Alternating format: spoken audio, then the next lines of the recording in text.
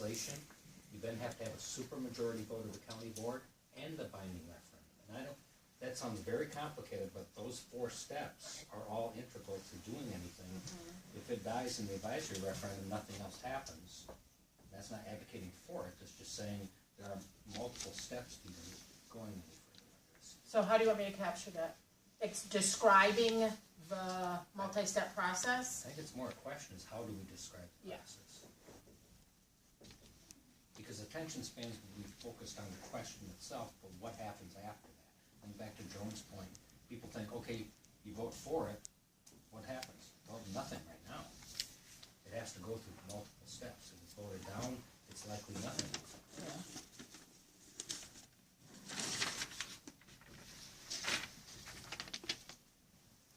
And it's explained a little bit in the chambers Yeah. piece, but you've also got to read the whole thing to actually see how these pieces happen.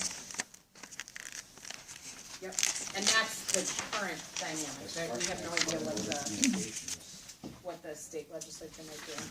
Okay, so we have 10 minutes left. What we talked about as a board, when we discussed this is, we wanted to do voter education. I think seriously, great work on this. How are we educating the public about these issues? We know that staff, I'm looking at staff, cannot advocate a position on this. They are doing what they're doing today, which is informing, sharing data, answering our questions. Elected officials can definitely advocate a no or a yes vote. So what the board asked for was a plan for how we were going to do voter education on this referendum.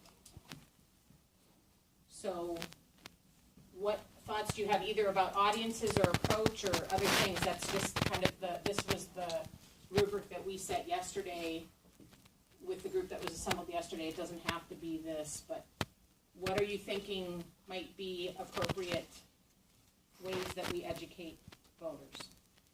Well, after you know the questions answered. Yeah. You can put on our website, and you can send it to all the news organizations, the radio stations, the TV stations, and if they disseminate it or not, that's up to them, but it doesn't cost us anything in those two. We didn't budget any money for this to do, so, okay. Website media, what else? Or is that all we? Informationals, I mean, people are gonna wanna talk about it. Went through the whole DOT process over the course of a year and a dozen meetings, and there's some useful things to that. Mm-hmm. It's a lot of people venting on me about a lot of different issues. But What other approaches or audiences are we?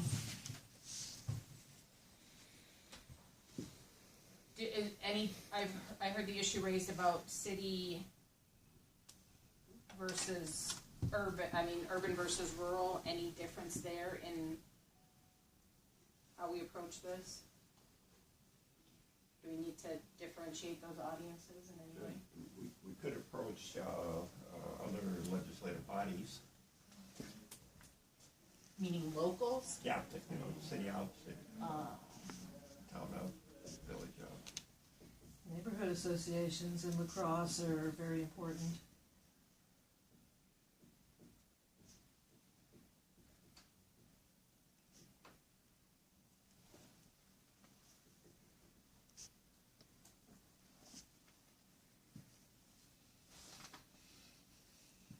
As far as approach is concerned, really fundamentally just facts and factual information, I think, is the basis of everything.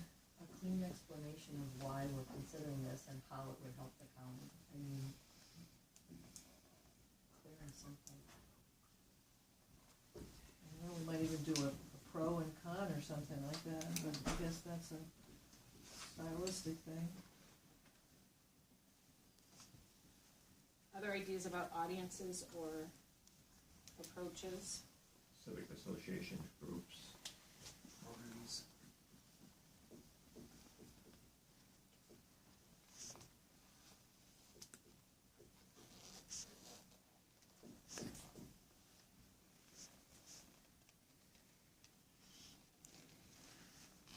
when you think about what you want to see when we take this up at our planning meeting on the 13th of February, what other information, we're gonna try to pull this together in some kind of a plan for the voter education, right? So we'll have the questions listed, hopefully we'll have the answers, so maybe that's something, should be this fax, maybe like an FAQ kind of thing. But when you think about what you wanna have in your packet, what you wanna have in front of you as we talk about this in February, and we may be considering money, right? I mean, we talked about it and decided not to attach a price tag to it at that time.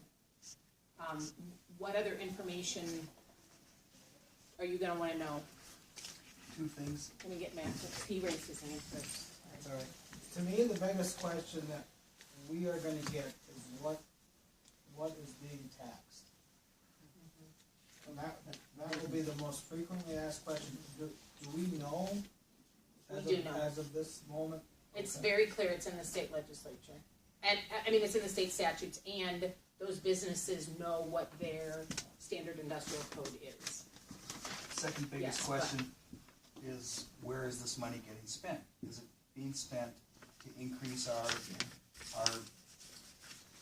employees in our, highway department? Or is it being spent directly on road construction? And if so, which? And so, I mean, they wanna know. So which businesses are impacted? We said what roads or infrastructure will be improved. We also wanna know who's got jurisdiction over those, so this question of, are we talking, county versus Here's a local? hurdle that I've heard already. Yeah, Now, it's before my time on the board, so I can bring this up and ask the cause you're a question. newbie, Jerome, like that's just an easy one. Apparently, a half-cent tax was implemented before, and it was Years supposedly and years ago. going to be sunsetted after a certain point in time, and then it just stayed on. Yeah. And people are pissed about that. Yeah. They still remember that. Yeah. And so, they're just looking at this as, oh, here's just another incremental increase. Is there a way to get beyond that, we're getting fooled again kind of thought? And, are we just fooling them again? But I think we really need to bring forth, these are the needs, how do you wanna pay for them? Like, put it out there, how do they wanna pay for them? If everybody's gotta pay this thing when they come in and buy a soda pop, whether you live here or you're a tourist, does that seem more fair to you than an increase in your property taxes? I mean, since the state's not giving, I think we really need to frame it. They think of it as, I gave my kid their allowance for the month, and it's 2 weeks in, and now they're coming back to me for more money. 30 years ago, Yeah, almost, so you get a little different. 20. Yeah. And, but that, Yeah. It's the But metaphor but that's an holds. issue, I mean, yeah, the but that- metaphor, I'm just saying what I've No, I heard get people. it, I get Okay. it, yeah. So, yeah, I mean, yeah. But, Sharon in the morning. okay, the half-cent sales tax rise was for, tax, Property tax relief. yeah, property tax relief. And every year, we have about $9 million that goes toward property tax relief. So there's continued benefit of that every single year. So nobody's being bamboozled, there's no reason to sunset it, because we're using it as it was meant to be. Would Property this, tax reform. after the 5 to 7 years of catching up to our level, where we're at a maintenance level, would this potentially offer property tax relief at that point? Because So, obviously Ron, we have is it a finite? Like if we got $5 million for, To the earlier discussion, this is a cyclical problem. so you would continue to need that? That money, regardless of the source, with an inflationary factor, I mean, yeah, I think another way to look at it is the reason that we're at 87 million in unmet needs is because we haven't been keeping up. Right? I wonder if there's a way that we can make clear to the public that this is going to go to highway and infrastructure needs. Because I'm sensing that this is just a way to raise money that we're gonna use for, I don't know, child protective Bad services or children, yeah. or Silly whatever. things like And we know honestly that this is gonna go to road needs, and we're doing it as a, if it's done, as a desperation move for road needs. So is there a way to make that more clear to the public, and, you know, and also conveying the responsibility that we have to keep taxes down in every category, this and battered children. So how do we assure that this, Doesn't I it don't get know. funded by the state, and then it gets given back to us? Yep. So And the it'll be, statutory restriction is Right. this specific tax cannot be used for Right. child Goes protective toward services. transportation It has fund. to go through the list of infrastructure that's listed in. Whereas the regular 0.5% is applied to the entire budget, the entire bottom line. which leads to the confusion that we have also heard already, which is, you know, why this list of 41 or 42 or however many standard industrial code businesses and not all businesses, right? Like, this was Visitor and Convention Bureau's question was, it's adding to our burden to collect, and in essence, we're being punished or penalized, and the business next door that's not tourism related isn't having to add it onto their sales receipt, right? That's the way it's written in state statutes. And Is- that